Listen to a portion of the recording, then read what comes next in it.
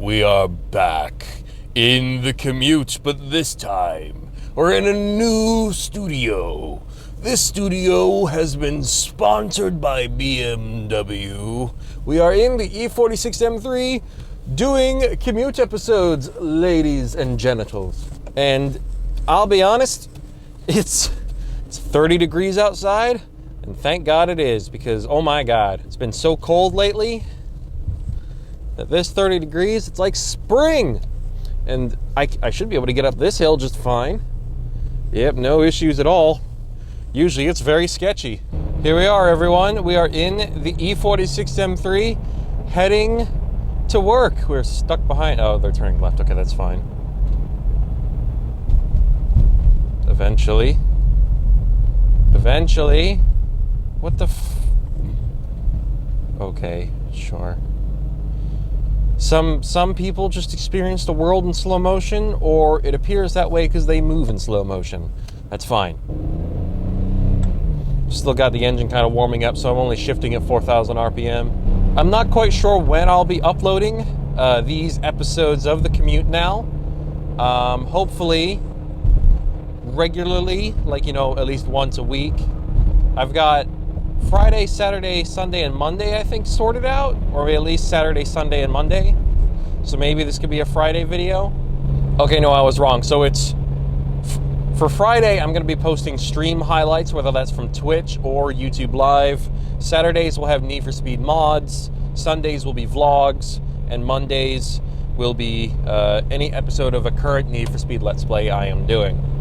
And in this case right now, it's the Underground Let's Play. What are you guys thinking of that? I'm sorry I had to turn off music. You know, that's pretty lame. But copyright's a bitch. But the game is still a lot of fun. Hopefully you guys are still going to enjoy the Let's Play. I've never played it before, so, you know, that's pretty cool to witness, seeing someone play a really old game for the first time. A game that you probably all expected me to have played before.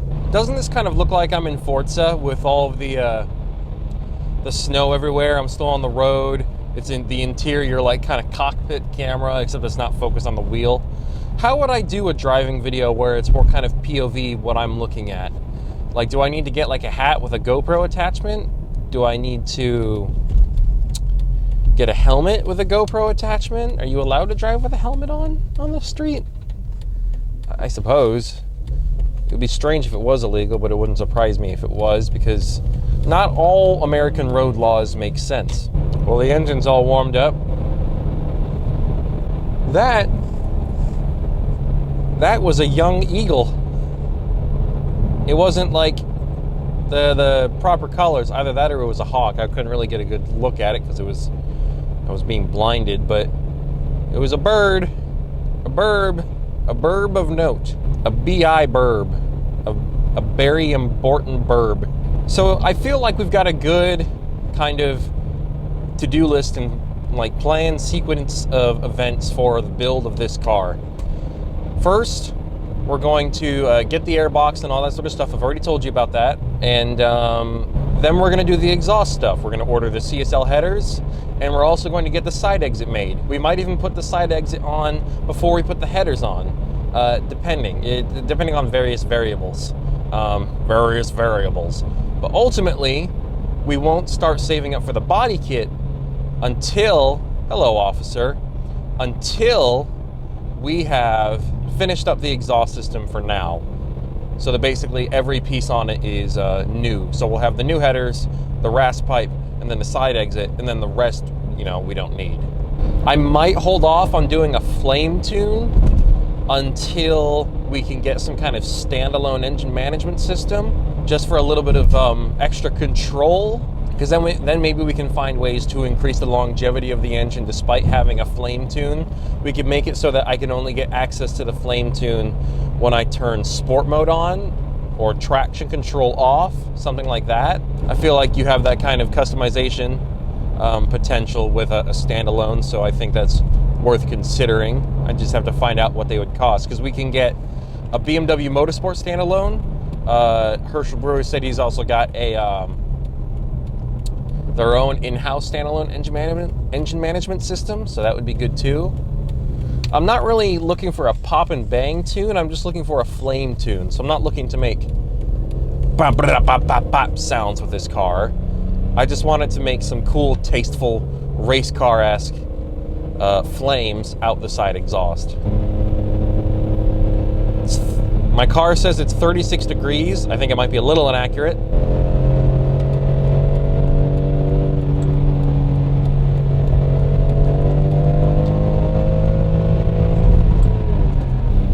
I can't wait to get the airbox and all that stuff on this car.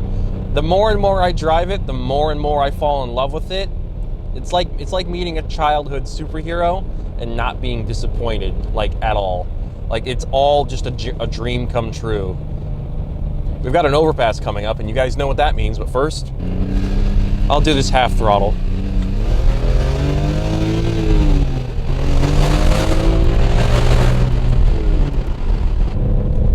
This car is just a blast to drive.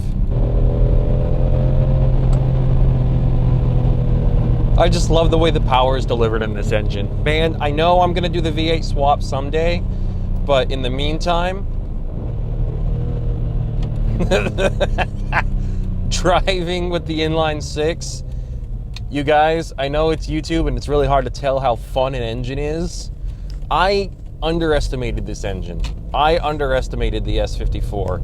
I get it now. Like, I didn't like the way it sounded previously. I didn't like it quite so much compared to the V8. I wasn't so sure about its power potential. Now that I'm in it, now that I've been driving it, I'm not compromising. I'm not saying, oh, you know, keeping it is cheaper for now.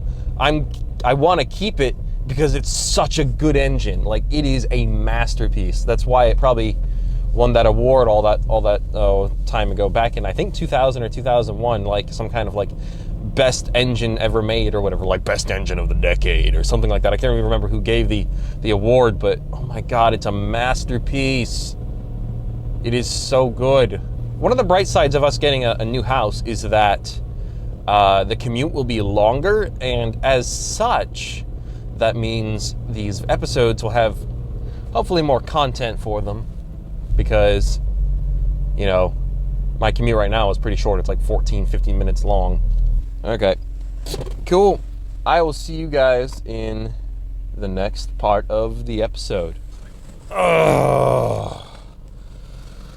Another hard day's work and all that good stuff. All the things you're supposed to say and keep a positive attitude. Apparently I had some chocolate in my lunchbox, and that melted.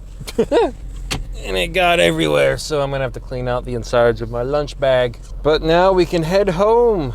It's quite dark, but such is the nature of night. All right, we're heading home. Yeah, well, I guess we'll just see what happens. God, I think I did something bad to my shoulder today, because it really hurts when I kind of move it around, and it really hurts when I try to breathe. It's driving me crazy. I'm still able to breathe, so that's good. I will say, quick PSA for anyone if you have a dog and it's outside and you're expecting a delivery, can you please bring your dog inside? I don't know if your dog has been vaccinated. I don't know if your dog is going to bite me or not. And I'm pretty sure in this country, if a dog bites a person, the dog automatically gets put down. I don't want your dog to get put down, so please just be a good owner. Bring your dog inside for 10 minutes, and then once you've got your stuff, you can let them be outside again. But today was really bad. I've had this issue with this person before. I recognized their name and went, oh no. I got to their place, it was pitch black. I don't hear a dog barking at me, so I go into the back to get the packages out of the sorting bag. Just 2 packages, and as I'm doing that, I hear barking, and I go, is that coming from them? And it's pitch black, so I can't see it all. So I just start focusing my hearing, and I go, yeah, that's the same dog as before that barked so loudly and jumped on me and barked really loud me right in my ear. I guess guard dog, whatever. So I can hear the dog, and yet I can barely see it until eventually I can kind of see its silhouette because he moves like sort of in front of the house, so which is dimly lit. I call the customer, I text them, I do all the things.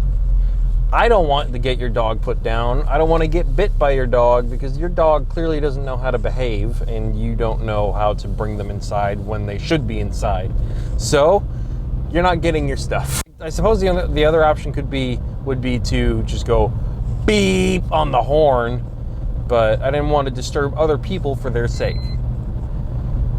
Oh, it's 37 degrees. Why is it warning? Warning, it's 37 degrees. Warn me when it's below 32. That's when I need to be warned. Interesting thing, when I downshift, oh no, it does do it. Sometimes when the engine hasn't been fully warmed up and these lights haven't gone away, rev matching doesn't always work 100% of the time. But I just now tried to demonstrate that, and it worked just fine. So maybe I don't know what I'm talking about. Obviously, tunes are more complicated than that, so that could be just how it is. Yeah, it'll even do it when I go from second to first, so it seems to be working just fine. I'm so glad that most of the ice is gone. I did have a mishap today where with some slushy snow, maybe ice, it was compact enough that it was like ice. Difficult to say. The driveways for two different houses, I was delivering to one of them, were on these like side roads that hadn't been salted or plowed or anything like that. And I think it might have even been gravel underneath. And so I get to it, I think it's the pickup truck for a mosquito killing company. So I'm like, okay, I'll stop and let them try to come up so that, because it's a one lane thing. So we had to wait. I wanted to wait for my turn, so I wanted him to get through. He tries to accelerate, and I just see his back tires spinning, and I go, okay. So I instead go down the other driveway, which is on less of a hill as the other one. We've got a pickup truck behind me, really behind me. And I'm able to get up there, turn around at the driveway of the other house, come back up, get to the T intersection, and stop.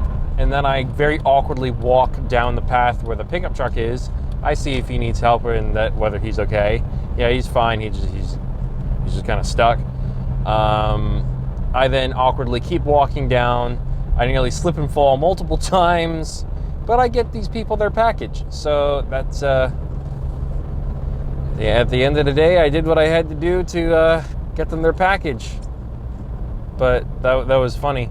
But then when I got back to the van after making the delivery, going up the hill was easier than going down, which I suppose makes sense. God, pickup truck. I was blocking one of the residents of the other house, of the other driveway. And so I'm like, okay, let me get out of your way, and I'll head to my next stop. And instead of just leaving, I'm not even on a hill. My wheels just start spinning. I had gotten stuck in a place that I didn't think I was going to get stuck. And so I have to go backwards and then forwards, and then I get out. I didn't even go backwards that much, just like a few inches even, if even that. And so that works. I leave. I guess the residents of the other house have been waiting there for a while, because the moment they had the option to pass me, even when I wasn't stopping for a stop, they zoomed around me quite aggressively. So, yeah, it's what you get for living on a shit driveway in a shit location. That's why I never want to have a house with a driveway that's on a massive hill, or a driveway that's like a quarter mile long and that is made of dirt and has lots of slopes, because for one, that's not good for sports cars, and second, people that have to deliver, they have to go up all that, and it's not convenient, it's not fun, it's just kind of dumb. I don't see the appeal of having these super long driveways. Maybe it makes you feel rich. Maybe you like not being super close to your neighbors. I don't know. I don't see the appeal. Thank you for turning off your brights. I commend you, fellow driver. It's freaking 9:45. Wonder what's for dinner. Well, for me, probably leftovers. There's a little bit of fog or something going on here. God Christ. This pickup truck leave me alone, for crying out loud. There's deer up ahead. I was just about to say there's normally deer here. Don't hit the deer, pickup truck driver. Okay, I want to be careful because you guys aren't going to be able to see this, but there's all the deer right there. And so I'm just going to make sure that there's none up ahead. I see a bunny on the left. You guys are not going to be able to see that. I saw their eyes reflecting in the headlights. I think we are clear.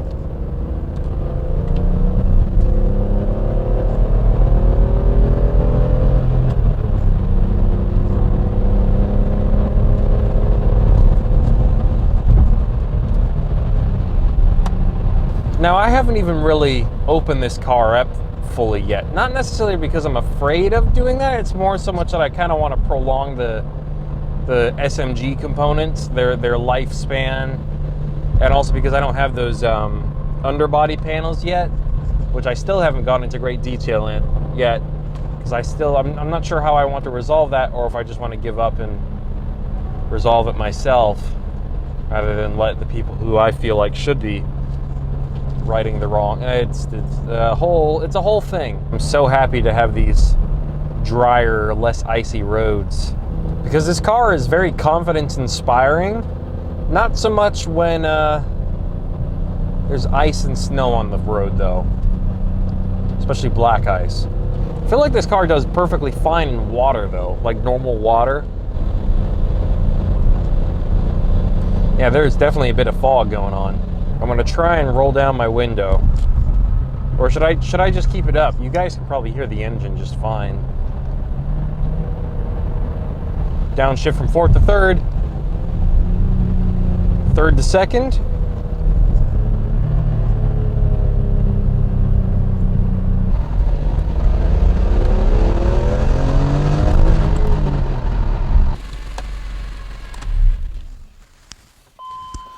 Here we go.